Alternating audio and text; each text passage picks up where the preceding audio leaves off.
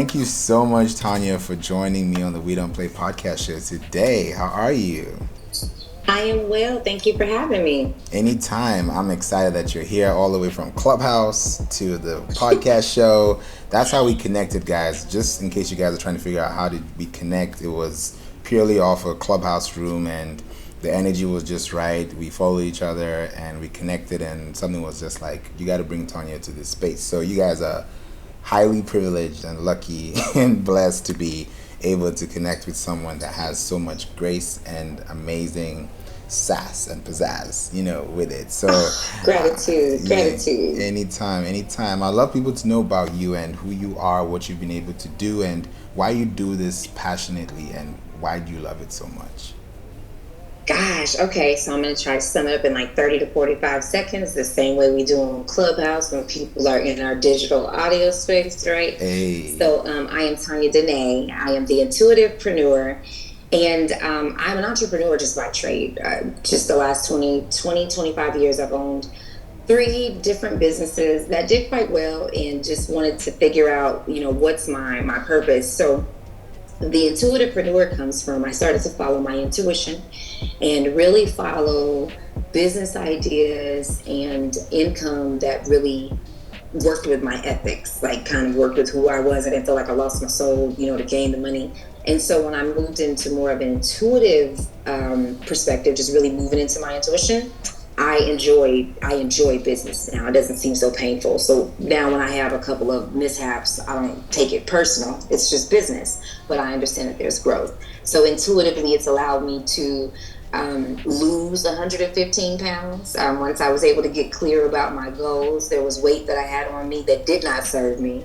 So, I was one of those people that went to the doctor, got my little report. They told me I didn't have high blood pressure, no diabetes. So I was like, shoot, I'm just 268 for no reason.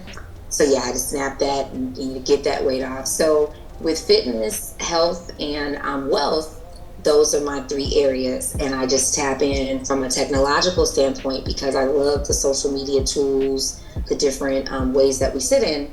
And I just decided to tie that into my business. How can I help other entrepreneurs with their health, wealth, and mindset? So we are here. Wow. First of all, congratulations on that big achievement. I know how that feels. Thank you. When you lose all that and you're like, I feel lighter. I feel good. Instantly. All of a Instantly. sudden. It's beautiful. I'm glad that you're able to experience that, because that reminded me of when, I decided to lose 40 pounds last year, and I did it. Okay. And I was like, oh, so this is what it looks like. Okay, I'm gonna keep going, because I'm a swimmer. I love swimming. I taught myself how to swim, and okay, yeah, so I'm very into that water vibe, and just making sure, because it's healthy for your body too. Our body is what, 70-80% water. So 70-80% water. So exactly what you've said resonates with a lot of people listening, and I'm glad that you're able to bring it to us today. Thank you. Oh, and it's healing. Water is so healing. You have less injuries in water. So the fact that you brought that up, that's a great place for people that have less flexibility. When I was pregnant with my son, this is in 2000, the year 2000, when I was pregnant with him, that was the only class that I took. And I was pregnant in the fall, and I took an outdoor swimming class. Go figure. What? But in the fall, I was taking an outdoor swimming class, and I was like 6 months pregnant because I wanted to learn how to swim more efficiently, and I was doing it while I was pregnant. And I forgot that when you just said that, you made me think about that. So that was amazing. Yes. What was that experience like? It was light because, I had this big old belly. But my biggest thing is I had no flexibility. So I couldn't touch my toes. I couldn't do it before I got pregnant, right? So all of these different ailments is when I realized my body was out of alignment. Well, once you're pregnant, you can't fix it then. You just have to make your body as comfortable as you can, and then you fix it after. Well, I didn't fix it after. It just got worse before I got it back into fixing it. But that was when I realized the water allowed me more mobility. So, yes. Tons of mobility. That's what's up. If somebody asks, how did you lose it? Was there a process? Was there a routine? Was there a regimen? Yeah, I actually had a process. So I didn't have any drugs outside of, 420, cannabis friendly around here. Stop playing.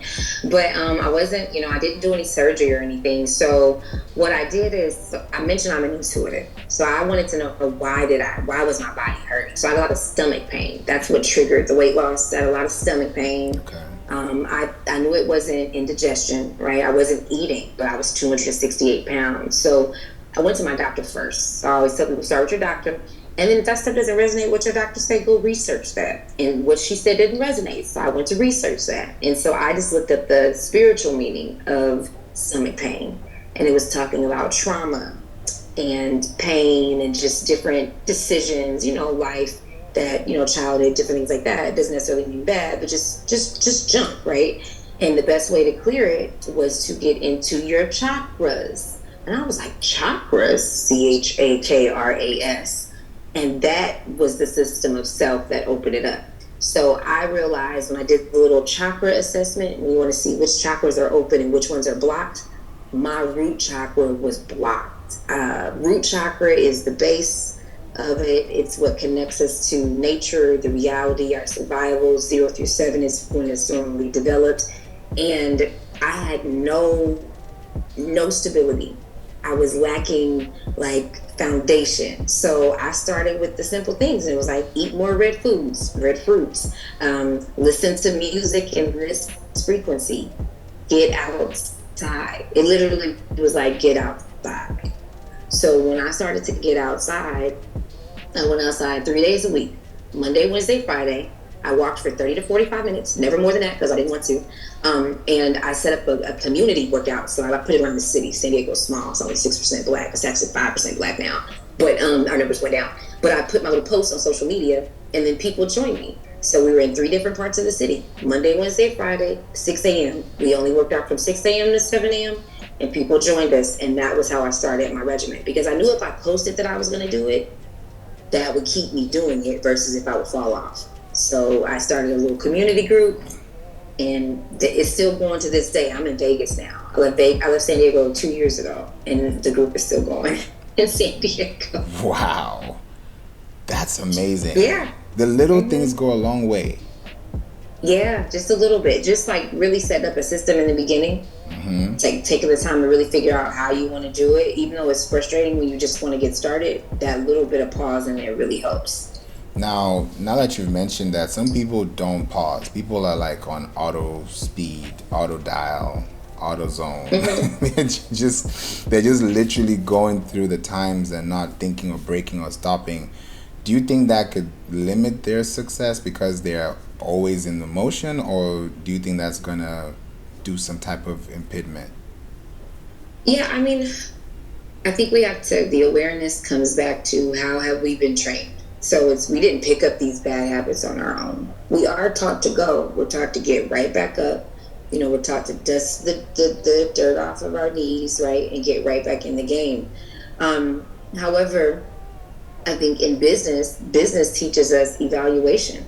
Go back and pull your stats and look at your reports and see what the numbers actually did before you roll out the same plan that you want to do again, right? So I feel like, yeah, if you don't pause, if you haven't had a reason to pause before, then use your business to help you pause use your professional to help you pause in your personal. Because the things that you like what's happening in your business, you're like, why isn't this happening in my life? Well, you're not applying any principles or any strategies the same way in your life that you're trying to do in your business to bring in revenue. So if you're wanting to feel better or take better care of yourself, apply a strategy so you can see what happens and then measure the results, That's big. I appreciate you for bringing that up. Now when you think about, like you said, fitness, wealth, health, mentally as well, what are the ways someone can mentally be stable in a ever-changing society? Oof, man, I think the key word is ever-changing. The knowing that society is ever-changing, so therefore by default, you're going to be ever-changing. So I think the caveat there would be is embrace the change, or kind of back off and just take a different perspective. Like change is going to come whether you participate or not. So it's a lot easier for you to take a step back and see how you can participate versus saying, no, I don't want to. And then you have to jump in and figure out how to later. Yeah. So I feel like that little, that's kind of like the only caveat I probably could offer, because it's a hard habit to unlearn. People will say it got me this far. Yeah, but do you really like the results though? So instead of me coming for your whole epics, just pivot a little bit and see if you see something different. True. That is so true. What would you say is the most repetitive question you keep getting in different versions that people are going through? Ooh, why me? Like, everything is always the why me. And we ask the why me outside of us versus asking the why me to me. What I mean by that is, yes, I get it. Some children, not everybody is born with good parents. So by default, you're going to have a percentage that didn't have the right foundation. Then you have people that are born with two parents and the household still be messed up, right? So it's more so the fundamentals. What were the basic fundamentals I should have gotten as a child that I can give to myself now? Versus saying, let me go back and heal all my stuff I didn't get as a child, and you get stuck in your trauma. Just more so, how do I close the gap to the now with it? And the why me then doesn't become so victimish, So you can kind of go like, dang, okay, bottom line, did I have a horrible relationship? Yes, I chose him. He was trash. Like, he was trash. So everything I got in that relationship, I potentially asked for, right? Nobody asked to be beat up in a relationship, and we didn't go there. Lead hands have failed. We could have been all over the news, right? But bottom line, like the different layers of how he would talk to me, right? You talk to me like that because I allowed you to. Something in me backed off to where I realized, he's talking to me. Oh, well, he's talking to me because that's how I've allowed it. So I had to have conversations with me first before I could push back and be like, don't let it happen again. But there was nothing I ever gave him to allow it. It's just who he was, it was time for him to impress on whatever he does. So that's where your ethics will come out to say, are you going to be who you say you are? Or are you going to change? That might be your evolution. For me, that was not my evolution. So I took a hard stance. It was like a cutoff in the relationship. He got married like 3 months after we broke up. That's what was so crazy. Wow. So, but that was the secrets that came out because he had a whole relationship during our relationship. We'll figure. But for me, it was great personally and professionally because I wasn't out here flaunting anybody new. So everybody knew it wasn't me in the relationship. So that gave me some solace, even though I couldn't speak my voice, So it's like the voice was already spoken out for you and you just had to dive in. To be quiet and just wait. I had to really just wait. I had to wait and let it play out. So that's kind of what I'm learning too from a personal and a professional. Those things work on both sides. So why can't you apply something that works that way in your personal? The people ask us to not be emotional, and they ask us to be emotional. Pick a side, but ultimately, if we make decisions and emotions, it's just not going to be the best decision. So if you let the emotions settle and you still feel the same way, then you're right on point. Let the emotions settle. But I'm not the best at that. So I definitely made all my decisions in high energy emotions. All of my bad decisions were in high energy emotions. Now that you're mentioning this, I'm like, can you mix business and pleasure? Is it possible, or is it like a deal breaker? You know what? It's so sad that I have to keep referring to this last relationship, but I'm going to say no, okay? So the last relationship that I had was business and personal. It actually was why I probably got in trouble in this relationship because I was only attracted to the business. I was absolutely not attracted to the person personally, outside of aesthetics. So it was more so how I saw the person move in business to say, I can apply some of those principles. I can learn from him, right? That type of deal. Well, I realized he was attracted to the same light that I was attracted to. Most people see the same thing in you that you see in them. So he was coming to me based off of how I did business. I've done events for the last 20 years, and I had a dance community that I dance in. My community was growing in San Diego. So I was the youngest on the West Coast. I wasn't the average age of the Chicago stepping community dancer. So a lot of those things, I didn't fit the bill. So because of that, I caught a lot of attention. And I wasn't tripping because I was like, these old people didn't know how to do an event the way I knew how to do it anyway. But it was a whole lot of politics I didn't understand coming into their community. So I'm trying to digitalize and upgrade them. And there's still a whole community of just who they've been for the last 50 years. You can't just shake up dynamics if you don't know them. So he and I came into business that way. We built it was my location, but he helped me grow my location, helped me grow the dancers, all of this stuff. But I knew I was growing it with a double. So if I didn't weed my garden, didn't move my community, it was gonna suffer, from it. And it did. It suffered a little bit. And they're just waiting for me to bring it back online. And I will in 2024. I'm doing it this year. We're going to do it for next year. Wow. No, I appreciate that. This is why I love this podcast, because you get stories that you don't hear outside. And it brings into perspective, because some people are like, yeah, I married him because of this, or I married her because of that. And then you realize that the real reason why you shouldn't have is because you're not mentally ready to take on the things that you could be getting. Yes. Mind blown. She probably like poof. Exactly. Wow. Now that we're here, what would you tell someone that is trying to do what you've done? Be in a relationship, be in business, try to work things out. Because some people say, I will focus on business only. I'll focus, like how they used to say it in the back days, focus on school. Don't do anything else but school.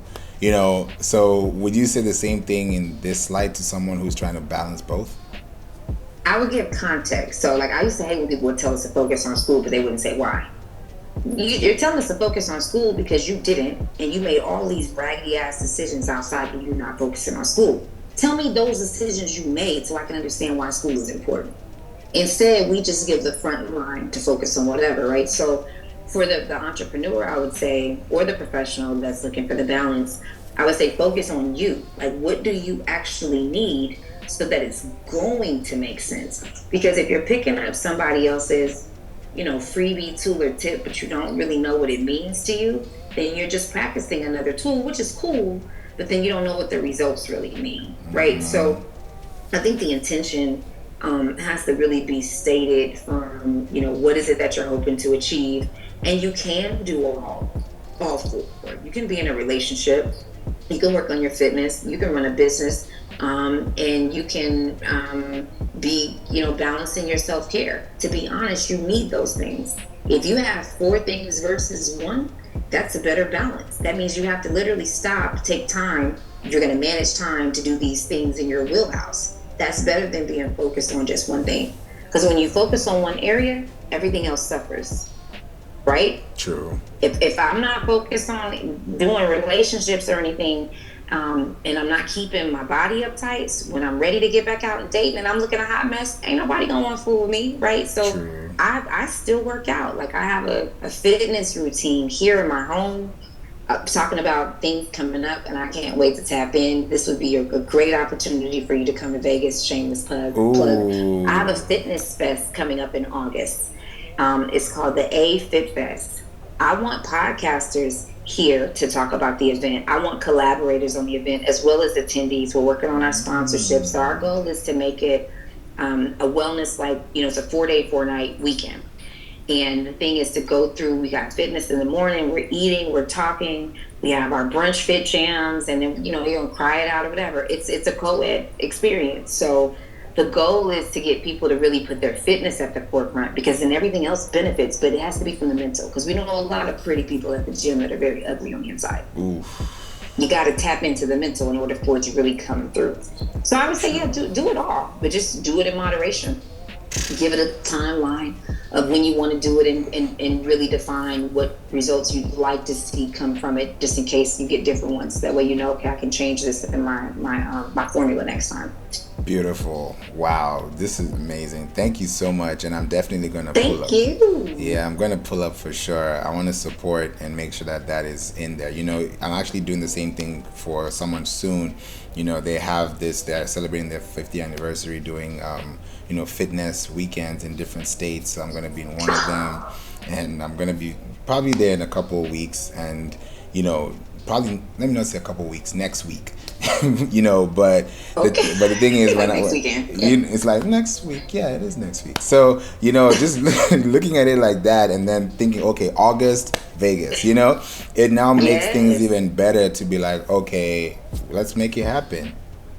Well, so the first thing I thought about, and this is for your audience, because y'all know y'all love favor, tap in, turn the bell on how it works for your podcast, and turn the bell on how whatever they need to do. Just A share, right? Monetization. But what I would say is that's one of the things about we were saying we're growing our team in our clubhouse space because there's revenue to be made outside of clubhouse, Oh right? yeah. And this is where it comes from, just the networking. So we don't have a resident podcaster. Like we dabble in this. We call it the Biz Talk podcast. We ain't put no content out. We stop at Clubhouse, right? So our thing is we want people that are passionate about their purpose to be on our team because the reciprocity comes to if someone enrolls or they register for the event and it's coming through Favor's link, Favor gets paid on that registration whether he showed up to the event or not. It's just the reciprocity of us getting it out there and networking. But to have you have a space at a station set up so where you could be broadcasting live about what's going on with the event, I just see that being as fire. So Oh yeah. we definitely need to talk about what that can look like. Oh yeah. You see, this is why I wanted us to get on a podcast because I didn't know what was gonna come, but look. Look, I didn't put my hat on. I Hey. use my visual. I put my hat on today. Give them something to see. Give them something to see.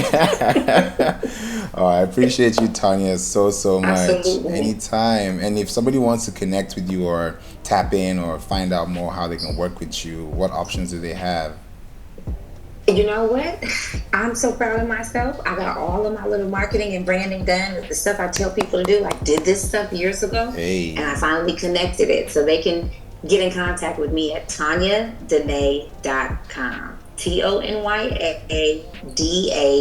TonyaDanee.com. And that's my handle on all social media channels, Twitter, TikTok, Facebook, Clapper, whatever everybody's on right now. I'm trying to stay up to date. So that's my handle on all those platforms. Amazing. Thank you so much. And I'm looking forward to bringing you back again and definitely seeing you in person soon. And I'm looking forward to having you in the clubhouse room. So I'm going to just keep adding you on there. And whenever you can join in, because we be in different time frames or whatever, just pop in because that community is waiting to be like, yo, where do I tap in to follow Favor? What is he going to be talking about next? True. What is he going to have next? So go ahead and add these little people to the army for your community. Exactly. I look forward to I saw it today and I was like, yeah, I'm going to pull up for sure.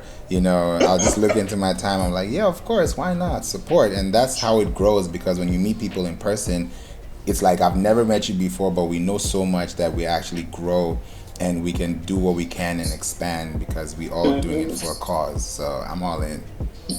Yes, Ashe, gratitude. I appreciate your time and thank you for asking me to be a guest. I really, really enjoyed this. Oh, I appreciate you for being here and definitely make sure you take care and I'll definitely talk to you soon.